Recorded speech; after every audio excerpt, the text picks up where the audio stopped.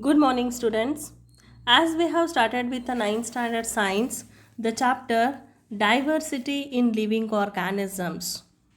So, we have completed 4 phylums. Let us start with the next one, that is the phylum Arthropoda. So, the phylum Arthropoda is the largest phylum among all. What is the meaning of largest phylum? Many members comes under the phylum Arthropoda, right? And look at the name Arthropoda. What is the meaning? The meaning is jointed appendages. Arthro means jointed, poda means appendages. Jointed appendages means you can see the legs there. So this is the first phylum where you find the legs. That is what these are called as the phylum Arthropoda. Let us study the general features of the phylum Arthropoda. Let us study the general features of the phylum Arthropoda. The first one, members of this phylum are found in all habitats.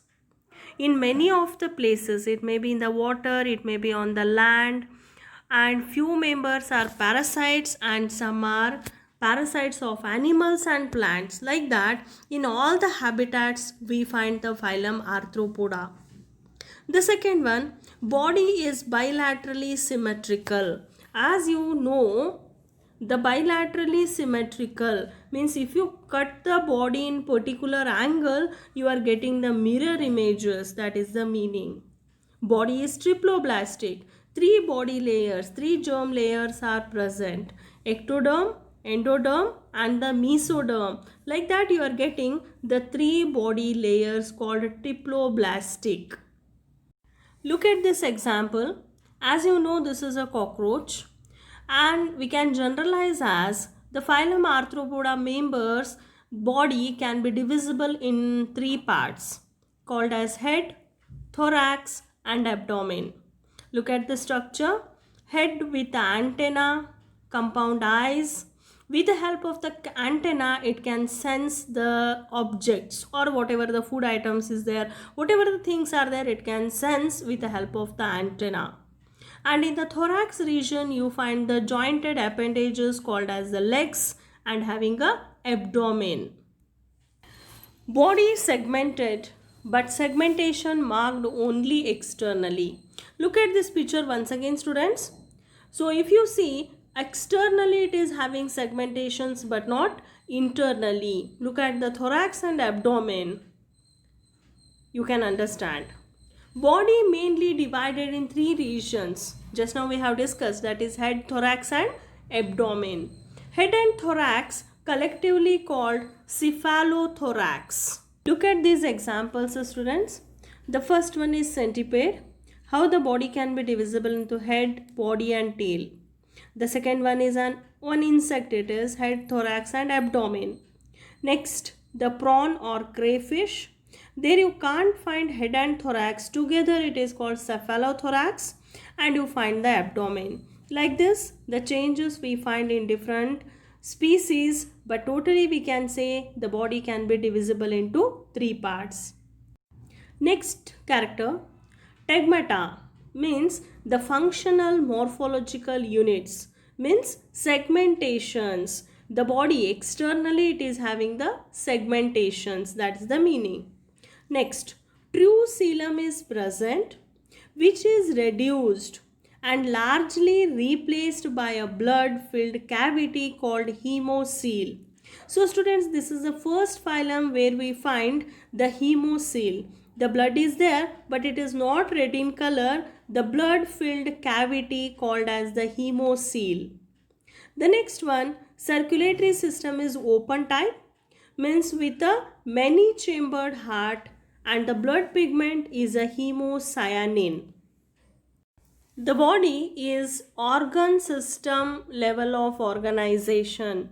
Hope you remember, students, in the previous phylums we have discussed as cellular level of organization, tissue level, like that we have discussed, right? So here the organ level of organization you can find in case of the phylum Arthropoda.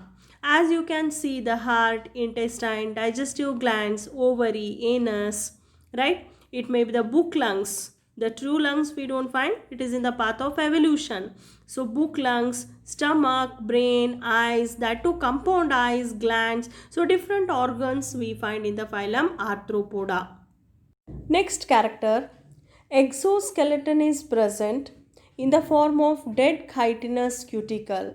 Cuticle means the outer covering of the body. So chitinous cuticle is present, right, which protects the body. Muscular system is well developed with the muscle fibers and they can contract and relax. So striated, capable of rapid contraction, we can say. Coming to the digestive system, it is complete with the mouth parts, and mouth parts are adopted for various modes of feeding. As you know students, this is the largest phylum where you find many organisms and their mode of nutrition is different. Some may chew, some may swallow. So different modes of feeding is there. According to that, the mouth parts are adopted. Look at the appendages students, because this is a special character of this phylum. Appendages are jointed on both the sides. Usually one pair of appendage is present in each segment.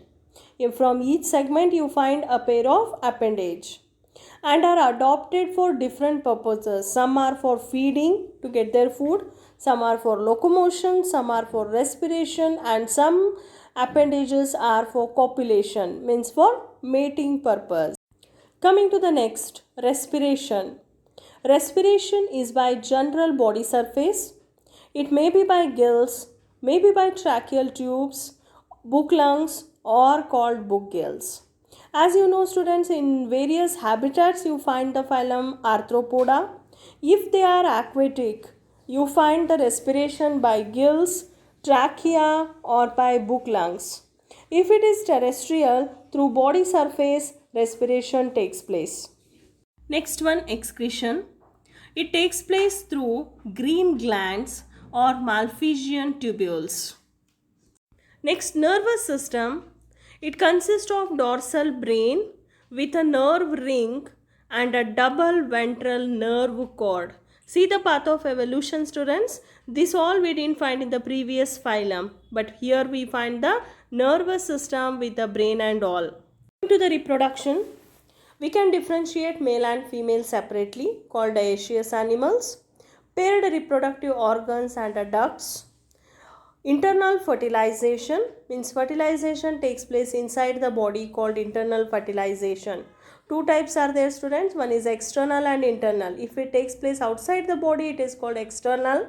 If the fertilization takes place inside the body, called internal fertilization.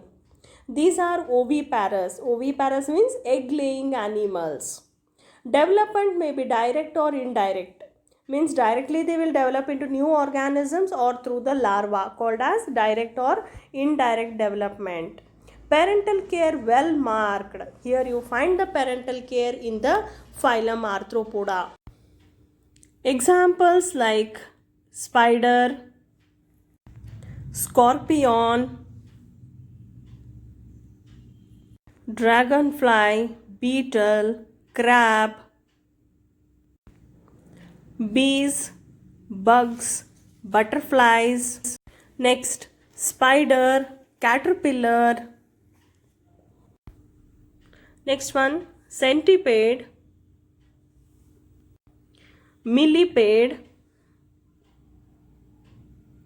Not only these examples students, all type of the flies like housefly, butterfly, silkworm, so many examples comes under the phylum Arthropoda. That is what this is called as the largest phylum among invertebrates, right? So remaining or next phylum we will discuss in our next class. Thank you.